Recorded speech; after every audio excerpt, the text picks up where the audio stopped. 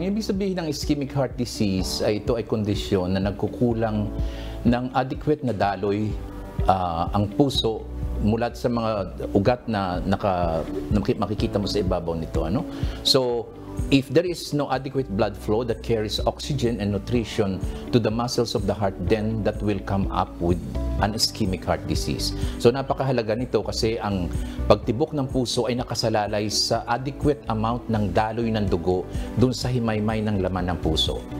Ayon sa mga eksperto, ang stress ay isa rin sa nagiging dahilan ng pagsikip ng mga ugat, kaya tumataas ang blood pressure ng tao na maaaring makapagpalala sa sakit ng ischemic heart disease o kilala rin sa tawag na coronary artery disease. Dagdag pa nito, hindi rin basihan ang body weight para masabing ikaw ay may good or bad cholesterol sa katawan na isang factor rin na minomonitor sa sakit na ito.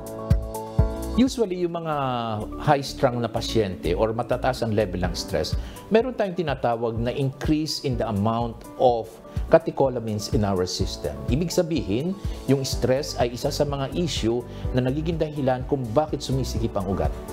Tumataas ang blood pressure. At kapag palaging nangyayari yan araw-araw, day in, day out, then it can add up to the risk factor on a patient who can potentially have coronary artery disease. Yung timbang ng isang tao ay hindi basihan kung ikaw ay mayroong mataas na cholesterol o hindi, no? Pwede kang mataba ka or plus size ka pero maganda ang cholesterol mo. Meron namang payat na payat pero ang taas ng cholesterol, no? Kaya't ang payo ng mga doktor na magkaroon ng maayos na lifestyle, lalo na't nakasalalay ang ating mga kalusugan dahil hindi biro ang magkaroon ng mga karamdaman.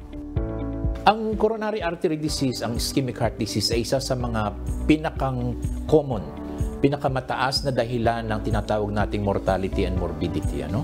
Ito ay sa kadahilanan na nagbabago ang panahon, nagbabago ang level ng stress ng tao, at nagbabago ang lifestyle. So kahit sinabi natin na it can be a genetic problem, then napakahalaga pa rin ng lifestyle para maalagaan natin yung ating sarili. Kasi itong lifestyle na ito ang magpupush sa inyo para magkaroon ng problema sa mga susunod na panahon. Napakamahal po ang pagpagamot sa hospital. So napaka-importante na bigyan ninyo ng tuon o bigyan niyo ng pansin yung tamang pangangalaga sa inyong kalusugan dahil mahirap magkasakit. Alamin ang iba pang detalye ukol sa ischemic heart disease. Manood ng Doctors on TV ngayong linggo, alas 7 ng umaga. Dito lang sa UNTV. Kichi Cipriano, UNTV News and Rescue. Diyos ang aming sandigan, serbisyo publiko ang aming pinahahalagahan.